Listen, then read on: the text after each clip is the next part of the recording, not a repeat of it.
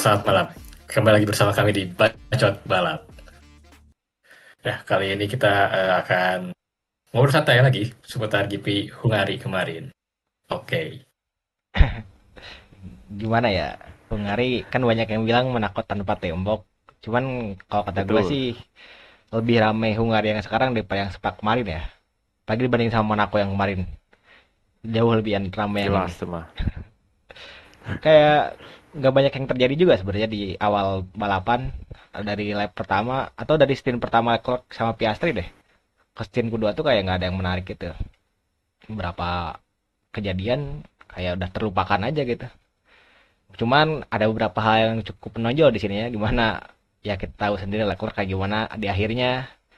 Terus strategi Norris yang lumayan berhasil bisa dibilang. Sama ya mungkin kita bakalan bahas lagi. Mungkin pertama kali kita bahas poinnya Leclerc dulu kali ya yang paling fenomenal. Saat kualifikasi kan ya. Ya kualifikasi. Tiba PDMK ya, Kak? PDM muka lagi-lagi ya. Pol doang menang kagak.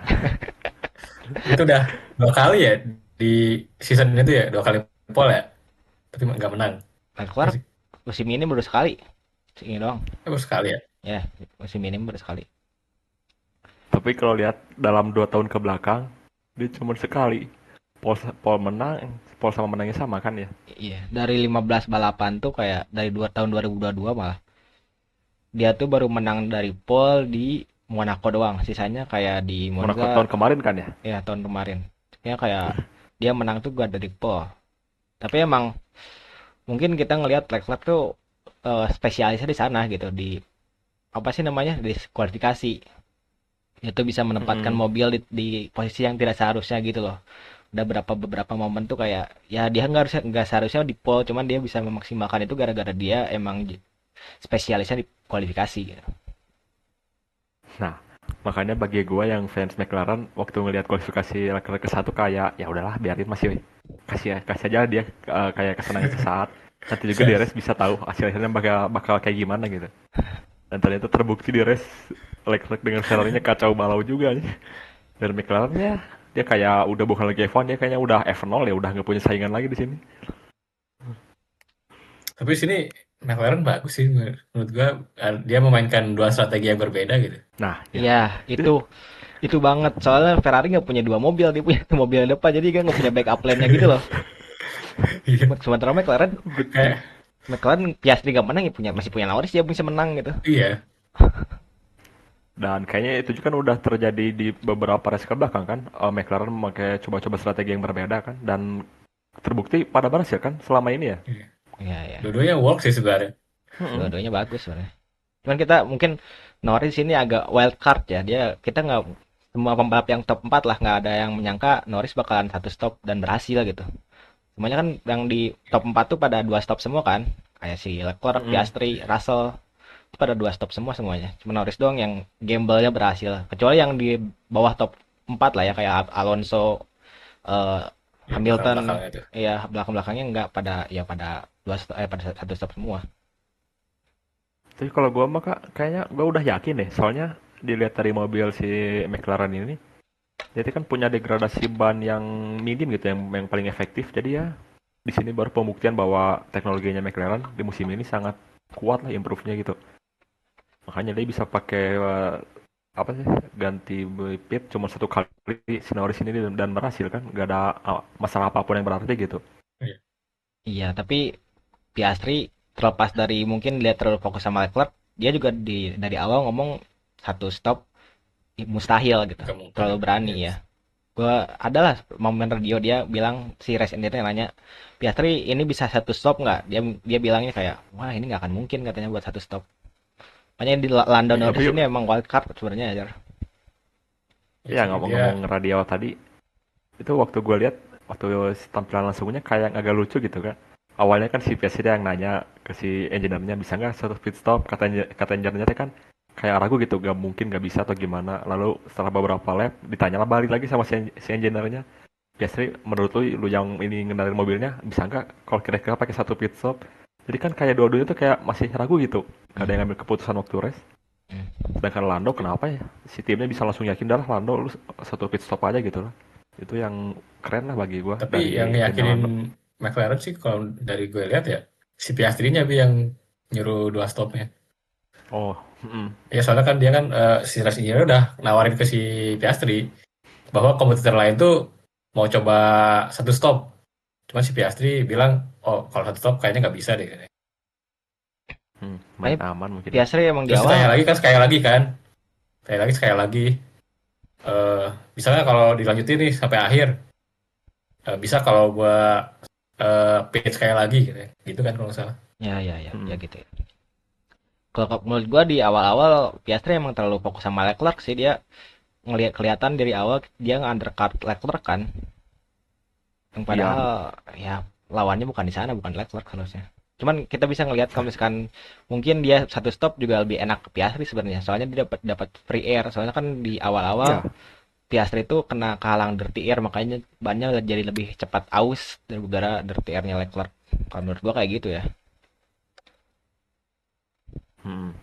Nah, Sementara Norris terlepas dari itu, apa nggak Kak? sama sekali, nggak ada pressure sama sekali gitu. Dia sama Russell juga nggak terlalu, Tiba-tiba. nggak battle. Dia sama Leclerc nggak battle, sama Piastri ya mungkin battle di akhir doang. Jadi dia nggak sama sekali, ya nothing tulus lah Piastri, Norris di sini enaknya tuh punya turn Dari race itu. pasal 2 itulah paling enak di Ya, sini. ya. Yang kasihan sih si Verstappen, Bi. Dia apa ya, cuman dalam rentang waktu 5 tahun ke belakang mungkinnya kalau nggak salah gua. Dia tuh kan 5 tahun yang dulu kan dia tuh sama Hamilton bersaing untuk mendapatkan posisi 1-2. Sedangkan di race kemarin dia sama Hamilton berjuang untuk dapat posisi 10 asa kayak duh, seperti itu penurunan kualitas dalam mereka berdua nih. Bukan Kayak 10, kasihan juga gitu. 11, 12. Berapa? Terus Itu unik gitu. 10 besar. Dulu mereka 1-2, sekarang jadi 11-12 asa kayak aduh ternyata waktu berjalan begitu cepat gitu. Terus gitu move-nya Verstappen masih berani sih anjir. Dia ngambil dari sisi yang Iya. tidak mungkin. Hamilton juga kayaknya nggak akan nyangka dia bakal ngambil di situ gitu. Itu soalnya udah nggak ada gap gitu loh anjir. Tapi di situ Emang kayak si Hamilton pasrah deh, pasrah Iya banget sih. keluar. Iya sih. Itu kan soalnya kan pas setelah race-nya kan, gue kalau baca-baca tuh Hamilton sama si Verstappen kan dipanggil ke ruangan ya. FIA kan. Mm-mm. Tapi Hamiltonnya nggak datang, diwakilin sama si perwakilannya gitu ya. Heeh. Mm-mm. Terus dia ditanya, tuh move-nya si Verstappen gimana? Agresif gitu kan. Terus ya udah, Hamilton juga minggir aja katanya. Udah gitu aja gitu. Jadi nggak ada perlawanan apapun gitu dari si perwakilan Ah, Hamiltonnya juga kan. iya, dan itu kan perwakilan dari Verstappen sendiri kan dia juga kayak nggak menyalahkan kayak gimana Iya. menurut tuh kalau kena pelanggaran atau gimana. Dia kayak udah ya pasrah kayak ya udahlah biarin kalau emang kena pelanggaran atau gimana pun juga. Jadi dua-duanya tuh kayak udah nothing tulus. Saya udah kayak udah fuck up gitu sama musim ini tuh kayak udah bodo amat itu. Tapi emang Hamilton di balapan kali ini khususnya di minggu ini ya emang suffered enough gitu anjir. Dari mulai kualifikasi dia bilang I'm useless katanya tuh. Kayak gua nggak berguna gua nggak tahu apa yang terjadi, Kasihan cuman itu. emang kasihan sih kualifikasinya dia kan dia ke 14 gitu, nggak, hampir nggak lolos. Leclerc juga hampir nggak lolos sebenarnya, cuman dia kayak lebih fokus gitu apa gitu, nggak ngerti gua. Hmm. Cuman ya meskipun Verstappen dia ranking 8 di akhir. Tapi di race awal-awalnya gitu Verstappen dia beberapa kali ngambil overtake yang oke gitu, ngambil dari sisi dalam yang momen-momen yang mepet semua, dia masih menunjukkan itu skill-skill dia. Jadi ada sedikit hiburan dari Verstappen. Meskipun ya dia nggak melihat lagi di tiga besar lagi, jarang-jarang lagi. Tapi masih ada hiburan lah setidaknya. Apalagi coba runtut. Nah ini Kak, Oh, ini yang gua mau tanyain teh, kenapa di kualifikasi ini si Leclerc bisa dapat pole gitu? Alasannya kenapa sampai dia bisa dapat kisah di kualifikasi? itu ya yang pertama baik lagi kan spesialis Leclerc di kualifikasi gitu, dia emang jago di Hmm. kualifikasi. Dan yang kedua mungkin temperatur tracknya di akhir tuh berubah di Q3 itu, jadi lebih dingin, jadi situasinya agak tricky buat McLaren. Dia nggak punya grip yang bagus, yang sebelumnya kan lebih kenceng kalau nggak salah. Yang Q3 itu si Leclerc pokoknya 116, yang Q2 tuh 115 si Norris tuh kalau nggak salah. Jadi emang situasinya berubah, jadi lebih tricky. Dan itu juga gapnya tuh nggak terlalu jauh sama Piastri, cuma kayak 0,0 berapa detik gitu gue lupa. Hmm. Yang pertama emang Oh, jadi emang udah itu ya. ya Leclerc-nya yang spesialis di situ. tracknya agak tricky, ya sama jaraknya juga nggak terlalu jauh sebenarnya. Kalau kalau kan si Leclerc tuh pas di lurusan pertama yang udah beres gitu, dia kan si race engineer ngomong Russell di belakang jangan ngasih slipstream.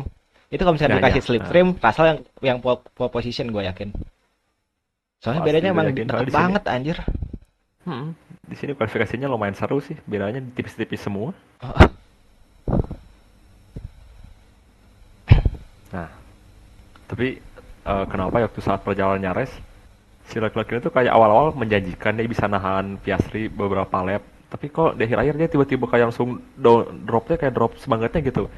Sampai disalip sama si Russell, Piastri, Iya Norris ya. kayak udahlah.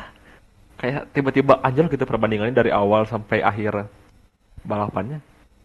Iya, Gue yang nonton juga pas kayak setelah gak ini nih menyangka gue gitu. nonton pas setelah apa sih pergantian pit stop kedua tuh, ternyata kayak Mm-mm. udah ini udah nggak Waktu bisa dilanjutin katanya, nggak usah. waktu ganti ke ban hard yang kedua tuh ya, Iya, hard kedua kan, Hard kedua. tuh kayak kok gini banget ya tuh nasib dia. Kayak tanda tanya semua sampai kan dia komentar di radionya kayak banyak, satu paragraf mungkinnya banyak pisan panjang. itu udah kayak pidato aja. Gue yang baca juga kok ini teh apa poinnya itu antara dia yang kecewa atau dia ngasih masukan tapi gak dengerin atau cuma mengandalkan dengan keimanan mukjizat, jadi terlalu banyak poin di radio gitu. Kayak kelihatan ngeluh tuh, bener ngeluh ini. Itu mah udah bukan, itu mah udah nulis puisi bi aja. Sepanjang itu Terlalu panjang. bahkan si screen si yang di kanan kita suka lihat screen radionya kan. Udah panjang banget udah Mm-mm. nyampe nutupin layar anjir. Pertama kalinya kayaknya ada Hampir radio setengah sepanjang itu. layar lebih gitu. Heeh. Kayak curhat colongan gitu lah. Jadi penjelasannya mungkin ada dua point of view ya. Ada statement dari Ferrari, ada spekulasi dari Russell. Kita berangkat dulu Iya. dari statement Ferrari. Statement Ferrari bilang, Nah, katanya iya. ini ada masalah sasis. Jadi masalah sasis itu mungkin di kan mobil F1 tuh kompleks ya. Di dalamnya tuh kayak ada rangka gitu, ada sasisnya gitu. Nah, kesalahan sasis itu mungkin ada sesuatu yang bengkok di dalam sasisnya, atau mungkin ada lap rekat yang kurang rekat, atau mungkin ada kesalahan kecil lah, minor lah, yang itu bakal berdampak pada aerodinamika atau mungkin fuel consumption-nya, apa sih konsumsi bahan bakarnya itu bakal berpengaruh lumayan signifikan. Tapi mungkin agak aneh ya soalnya baru terlihat di stint ketiga gitu tuh baru benar-benar terasa dampaknya di stint ketiga dan Ferrari juga kesannya kayak di radio itu menutupi apa yang terjadi pada mobilnya gitu kan. Dia nggak ngasih penjelasan yang lumayan jelas ke Leclerc pada saat itu. Makanya Leclerc ya bikin puisi itu gara-gara itu. Dia sebenarnya nggak tahu apa yang terjadi dalam mobilnya itu loh. Sampai akhirnya beres balapan baru dia kasih tahu oh kayak gini. Ternyata Leclerc juga ngomong oh ini sebenarnya gue nggak bisa ngapa-ngapain lain ya jadi ya udah gitu. Dia menerima keputusan Ferrari gitu. Nah ada juga spekulasi dari Russell yang bilang katanya pelang mobilnya udah kerendahan makanya di stint ketiga si tire pressure-nya dinaikin biar si pelangnya naik ikutan naik dan itu signifikan banget soalnya emang dari awal juga Ferrari tuh kesulitan downforce tuh gara-gara ya si pelangnya terlalu rendah dan itu terjadi di Cina juga kan yang di akhirnya didiskualifikasi Dua makanya orang langsung. ya itu spekulasi dari Russell katanya ya mereka nggak akan ngasih statement kalau mereka hampir diskualifikasi gara-gara curang gitu sih sebenarnya. Hmm. Tapi di sini tuh yang lucu kok Russell dia bisa balapan sambil mengamati kesalahan orang lain gitu, kayak itu ya, perwakilan dari FIA atau bukan si Russell tuh kayak mata-mata FIA nih Tapi balapan sambil mantau. emang kayaknya itu obvious deh dan kebetulan Russell yang ditanya gitu dan mungkin Russell punya berhak buat ngomong itu mas kan Verstappen yang ditanya meskipun dia tahu mungkin dia nggak akan ngomong kayak gitu ya cuman kan ini gara-gara Russell Mm-mm. Russell kan sifatnya emang ya lo tahu sendiri lah kayak gitu. Kayaknya di race ini ya, di wawancara sesi wawancara Russell kayaknya dia yang paling brengsek deh di race ini. Kayak wawancara tentang bagaimana dia bisa meraih podium dengan mobilnya, apa dia berjuang keras atau tidak. Dia sampai bilang mau jawaban jujur atau tidak. Terus dijawab, "Ah, ya udah kalau itu jawaban jujur. Tapi gua orangnya nggak bisa jujur jadi jawabannya iya." Gitu aja. Jadi banyak brengseknya gitu. Sampai ada yang ngomentarin tentang dua McLaren yang kejadian di akhir yang hampir lock up Piastri mau tabrakan kan. Dia sampai ngomong juga, kenapa lu baru gak tabrakan aja biar seru race-nya, kayak gak mati sih itu komentarnya itu kayak mancing-mancing emosi orang kan. Itu kayaknya yang diharapin banyak orang sih, Bi. Iya, Apalagi fans Daripada Ferrari. tabrakan. Iya. iya. Mereka kayaknya terhalang sama Papyrus itu loh buat strategi agresif gitu aja, buat overtake agresif gitu. Mereka terhalang sama itu sebenarnya aja sebenarnya. Dan kalau kita ngelihat kayak di beberapa balapan terakhir, mereka tuh punya potensi buat lebih agresif dari ini gitu. Cuman ada yang menahan Iya mereka gitu. betul. Heeh. Mm. Kayak cuman Ya kan? mepet-mepet tapi gak ada yang berani nusuk gitu. Jadi cuman ngekor doang. Sekalinya nusuk kayak kemarin lock up. Apa kalau mau bisa sih sebenarnya kayak udah pakai kayak movementnya apa itu ya Verstappen gitu. Udah ya 12 sekalian kalau berani mah. Kalau emang punya niat buat balapan bener mah gitu ya. Ini mah kayak ada yang masih bener ditahan-tahan tuh bener. Dan Ya kan kemarin pas Masih cari aman. sama Akbar pas gitu. move kemarin juga pas iya kan pas dari festival lock up tuh bertabrak kan itu kan langsung musuh Langgio dari Iya race iya. engine ya. Ya itu. Itu itu. Diingetin langsung ke Itu. Piastri-nya. Kayaknya mereka punya klausul deh kalau misalkan ada sesuatu yang terjadi kita nabrak atau apa, ada peringatan apa gitu, penalti apa gitu. Gue ngerti di dalam McLaren-nya. Kita mesti tanya-tanya. Curiganya tuh kalau mereka berdua lagi saling bersaing gitu. Kita curiga dari radio masing-masing itu kayak lagi ngingetin itu terusan. Jadi kayak kurang bisa berekspresi masing-masing itu. Tapi emang balapannya jadi nggak seru gitu. Dua kontender itu jadi kayak boring aja gitu. Jadi apa yang terjadi di depan, yang siapa yang di depan ya udah dia bertahan yang depan gitu. Padahal kan bagi kita yang nonton kan harusnya kan ini khusus kemarin gitu. Harusnya kan Piastri yang bisa dia overtake si Lando karena kan dari segi bahan juga kan kalah. Tapi kok enggak gitu guys sampai kejadian kayak mana ini mah kayak curiga emang sengaja deh ini. Dia Ya, terlalu agresif tuh bener. jadi sengaja bisa iya sih. Kayaknya emang ditahan sama mereka. Terus gue ngerasa Terlalu lama gitu. McLaren tuh pertarungan yang banyak mistake-nya anjir. Kalau bisa dibandingin sama yang dulu-dulu. Ada aja gitu mistake-nya kayak ada mau nyusul, Piastri mistake, udah mau nyusul, Norris bisa tiba-tiba box up kayak ini pertarungan macam apa gitu satu duanya gitu anjir. Kurang entertainment lah jadi udahlah. Nggak bisa diharapin aja. Ya padahal sekarang poinnya lebih mepet dari tahun kemarin. Cuman gue ngerasa tahun kemarin lebih lebih lebih seru buat ditonton anjir. Mm-mm. Soalnya kita tuh ada sempat mikir lah, ini siapa kira-kira yang bakal menang ya? Russell kah? Mercedes kayaknya jago di sini. Terus tahun kemarin tuh mobilnya lebih segmented gitu loh. Kayak dia jago di lurusan, McLaren di tikungan lincah, Mercedes di track dingin. Tahun sekarang tuh Dingin. enggak anjir. Tahun sekarang tuh kayak ya udah McLaren semua anjir. Di mana-mana bablas ya McLaren. Heeh.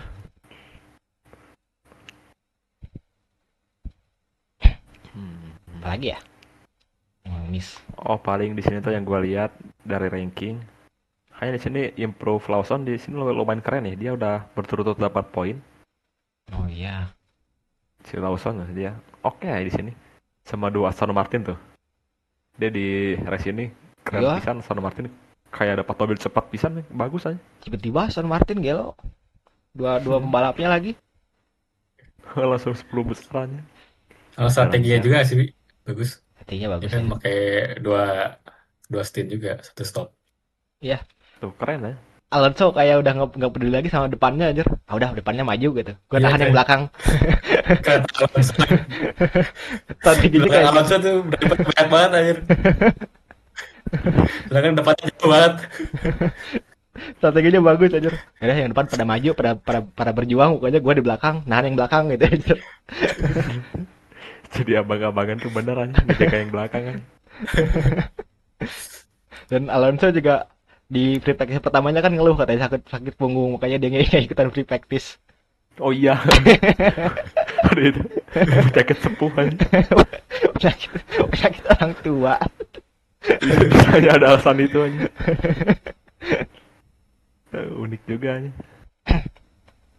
Bortoleto juga sekarang ke-6. Finish terbaiknya di F1 mungkin karir F1.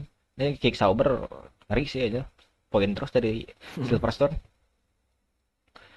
Ya, Tapi sekarang pembalap rookie yang lagi improve sekarang malah Bortoleto yang awalnya digadang-gadang Antonelli malah Bortoleto sekarang nggak ya?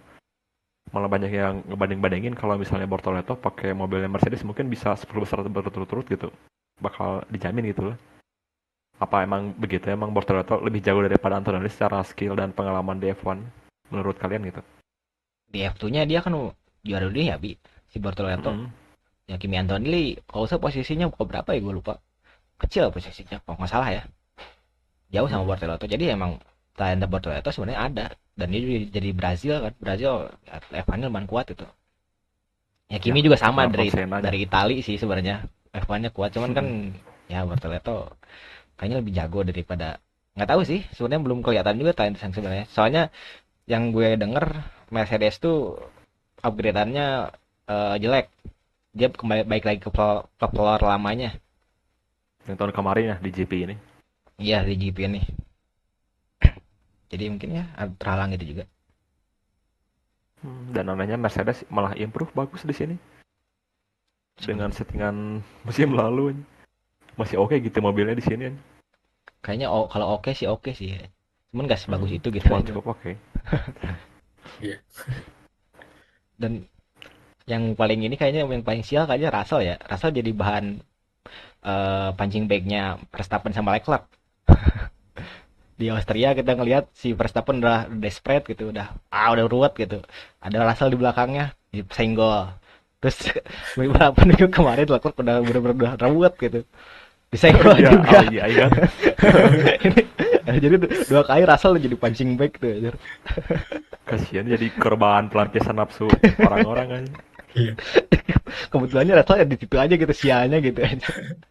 Momentumnya itu selalu tepat ya. Iya. Saat driver lain lagi pusing dapat masalah, oh ada Russell di depan nih atau gimana, salah luapin ke dia. Dan Russell tuh Kasihan. selalu lucu gitu karena dianya tuh kayak orang yang mau ngadu gitu loh. Responnya ya. Mm-mm. Kayaknya kan kalau mau gue tuh lihat si Russell tuh kayak anak sekolahan yang misalnya lagi kelas, tiba-tiba tuh kayak berdiri sendiri bilang ke guru, Bu, ada PR belum dimasin itu atau gimana, kayak anak pengadu dia tuh. Iya, iya. Kayak emang nyebelin. Makanya ya normal lah jadi Di bahan radio pelampiasan. Russell tuh kayak gak pernah ngomong kasar gitu lah. Kan kalau dalam kayak lain kayak langsung ngomong kasar ya, Iya, tupak iya. atau apa gitu. Iya, Mm-mm. iya. Tapi ya meskipun gitu dia omongnya tuh kayak nyebelin gitu, kayak udahlah ini mah gak apa-apa lah, atau kayak gimana gitu, kayak ngomporin tuh banget. Emang Russell sih benar-benar sih tadi aja Princess George anjir. Tapi emang sial itu kayak Russell terus yang kena gitu. Kenapa nggak Alonso gitu atau Hamilton itu yang di situ. Russell terus yang kena anjir.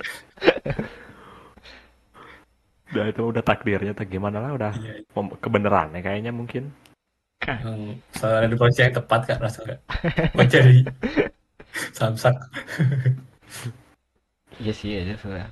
Leclerc sama Verstappen juga sebenarnya Leclerc sekarang udah lebih mature lah. Cuman kan dulu pas di go-kartnya dia sempat jadi mimpi buruknya Verstappen kan, dia yang nge-push Suka Verstappen ke ngebully ini. ya, ha. Heeh. Mungkin dia Dulu sekarang mah bangkit lagi pakai yang dulu di go-kart. Leclerc yang beringas aja. Kayaknya Leclerc juga kayak udah di tahap frustasi deh lama-lama kalau kayak gini. Iya Udah kayaknya. saling beres-beres tiba-tiba merenung, natap tembok kayak kasihan banget. Udah capek. Udah kayak Verstappen ya enak ya dapat kayak jadi dunia belum aja. Hmm. Kayaknya Leclerc tuh kayaknya salah satu orang yang bisa nangis naik mobil Ferrari deh dia. Sama Hamilton juga nangis sih kayaknya. Maksudnya salah satunya gitu loh. Jadi nggak semua orang yang naik Ferrari itu bakal nangis dalam kebahagiaan. Ada yang gini juga. Semua dari Felipe Massa belum ada yang sebahagia naik Ferrari, Bi. Felipe Massa, Kimi Raikkonen, Vettel, Alonso, nggak ada yang bahagia. Kasihan aja. Apalagi ya bisa dibahas. Oh paling ini aja ya, bahas berita kayak kemarin tuh gua baca katanya si Verstappen nggak jadi pindah ke Mercedes ya. Enggak, katanya udah dari perpanjangan kontraknya. Apakah itu ngaruh juga dengan berita Horner, dengan keluarnya Horner gitu? Langsung Verstappen tiba-tiba memperpanjang kontrak. Kan bukannya Red Bull itu kan kebagi dengan dua kubu ya? Kubu Ya, Helmut sama kubunya George Verstappen. Jos Bersama perpanjang kontrak ya? nggak perpanjang sih, cuman yang kontraknya udah panjang gitu. Sampai 2027 kan dia. Iya, Kira perpanjang kontrak. enggak. Yang perpanjang kontrak sih ini si Russell ya sih. si Russell sama Fisher. Ya, Fashion rupanya. Kayaknya emang ngaruh itu juga sih. Jos Verstappen tuh lumayan vokal di Red Bull. Kayak dia juga yang nolak Carlos Sainz ke Red Bull kan sebenarnya.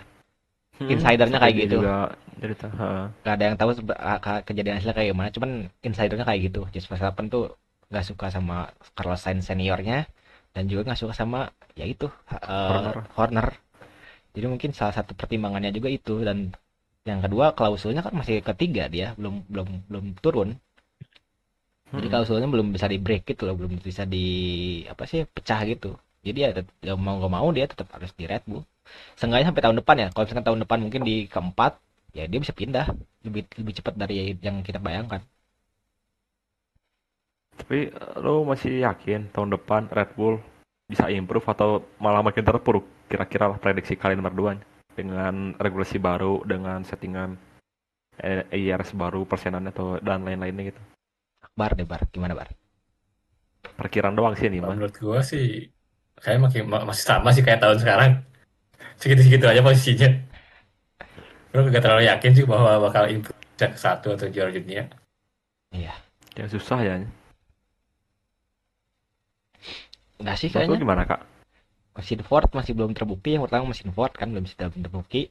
Internya Red Mm-mm. Bull juga masih aneh. Lauren Mekis kita belum belum melihat CV-nya kayak gimana gitu. Mungkin di RBR bagus, kita nggak tahu di 400 kayak gimana. Terus yang ketiga juga kayaknya tahun 2026 dipegang Mercedes deh. Ya, kan dia yang ngajuin itu regulasi itu juga kan, salah satu yang vokal. Itu kebanyakan driver tuh pada nggak suka sama regulasi yang mesin pan. Di simulasi di simulatornya kan mereka udah pernah nyobain. Mereka tuh ngomong Mm-mm. mobil ini bakalan lebih lambat dan downforce-nya bakalan kurang. Dengan kecepatan mobil 350 km per jam rata-rata dengan downforce yang kurang gitu berbahaya menurut mereka ya. Ini mah. Jelas tuh, bisa tiba-tiba banyak lock up nanti aja. Oh, mereka bilang ya gua nggak suka sama regulasi ini, gua kurang nyaman lah. Karena ngomong bahkan Stroll ngomong, Stroll loh, Stroll yang ngomong loh. Soal yang tiba-tiba jago, tiba-tiba bego aja. Stroll ngomong, Bisa dia vokal. dia ngomong dia gua nggak nyaman buat mobil ini, terlalu kencang dan downforce tuh bahaya katanya dia. Kalau nggak salah Stroll yang ngomong. Mm-mm. Hamilton, Max, Russell loh, pembalap Mercedes. Asal ngomong, Russell ngomong. kalau dia perwakilan Mercedes aja. Russell, Piastri juga ngomong kalau nggak salah. Kebanyakan Ya. kebanyakan pembalap pada nggak suka sama regulasi tahun depan. Tapi ya mau gimana lagi kan? Itu kan biar bisa diperbarui juga F1-nya, biar bisa seru lah setidaknya ada update baru kan. Tapi regulasi yang tahun depan tuh berlangsung sampai berapa tahun sih? Kayaknya dicoba 4 tahun, 3 tahunan dulu deh. Kalau Kayak misalkan sekarang ya, ya, kalau misalkan tidak 4 tahun kan berhasil, sekarang tuh. firasat gue bakalan balik ke V10. Iya, V10 keren tuh aja. Kan cuman kan low consumption gitu kan si bensinnya, jadi ya udah oke lah mungkin V10.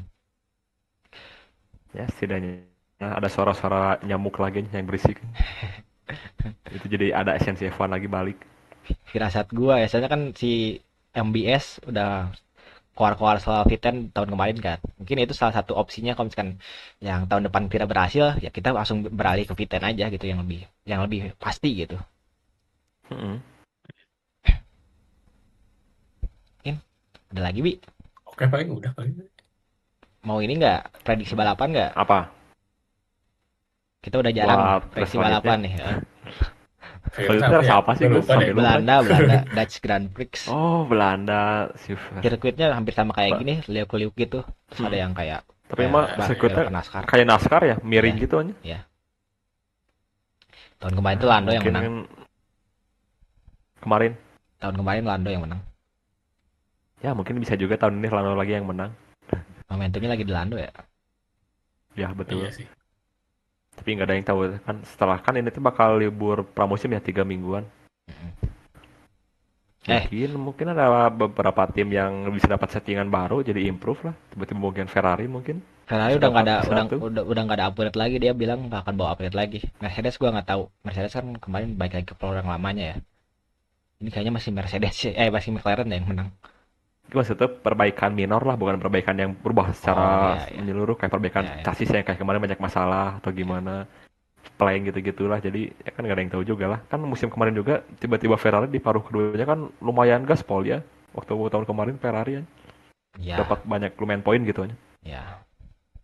Ya mungkin bisa kejadian ya dia tetap harus ke satu, dua Piastri, tiga ya tiga siapa ya bingung juga aja. Verstappen. Tiga mungkin Alonso lah gua. Iya. Alonso. Itu subjektif. Soalnya kangen gue kemarin ngarapin kalau sampai dua McLaren tabrakan, gue pingin lihat Alonso podium gitu. Kayak udah lama banget ya Alonso. Boleh lah ya. Menurut gue sih yang pertama ya gue setuju sih sama Norris kayak pertama deh. Yang kedua Piastri sama. Terus yang ketiganya kayak Verstappen deh kalau dari gue. Sama berarti dari gue juga. Pertama Norris, dua Piastri, ketiga ya Verstappen. Kalau Norris entah kenapa jago di sirkuit yang kayak gini kayaknya, yang flowing gitu. Entah kenapa. Kecil-kecil, pendek, jago dia. Stabil banget ya. Minggu depannya lagi yang rame tuh, Itali. Apa? Italia yang mana? Monza. Imola, Monza. Monza Itu yang banyak itu ditunggu rame orang. tuh.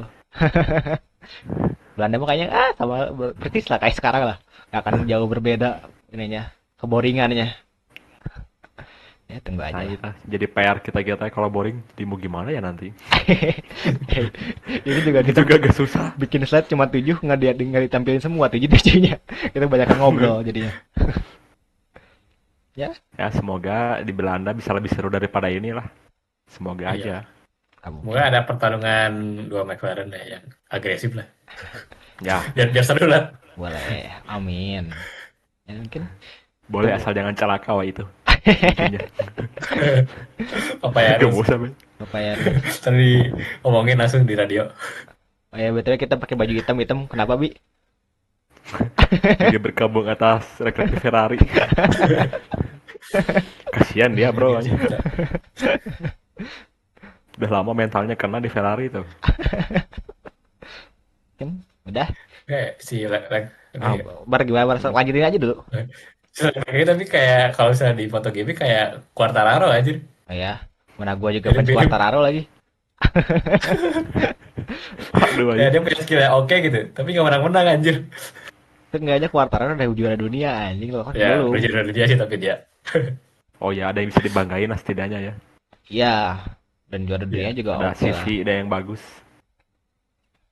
Tapi kan itu impian Leclerc pingin bisa menjuarai Formula One dengan Ferrari kan. Oh iya kan kemarin tanya tuh. Piastri bakal jadi juara dunia, Norris bakal jadi juara dunia McLaren. Lu kayak gimana? Ya gue santai aja sih katanya. Kan gue driver Ferrari kan bisa dapat berdece di Ferrari lebih nguntungin lagi gitu. Plus dengan nada hati bersedih aja dalam hatinya mah. Kayaknya dia udah Gue kapan aja. diracunin sama Ferrari dia anjing. Udah kecuci otak aja. Cuci Di otak ya. brainwash kayaknya anjing. Kayaknya udah Kenapa tidak itu gak kayak Hamilton aja langsung yang belak-belakan kayak udahlah udah gak mungkin memang harus berganti nih harus ganti pembalap aja sekalian. Kalau Hamilton kan lebih belak-belakan tuh aja. ini sore di dunia nyata kayaknya Leclerc deh aja. Terus berjuang meskipun beribu-ribu kali aja sampai berhasil dan akhirnya ya tahulah ending sore lagi gimana. Nggak tahu sih, belum nonton. Sama gue juga belum nonton, rekan-rekan doang. Udah bar paling segitu aja. Oke.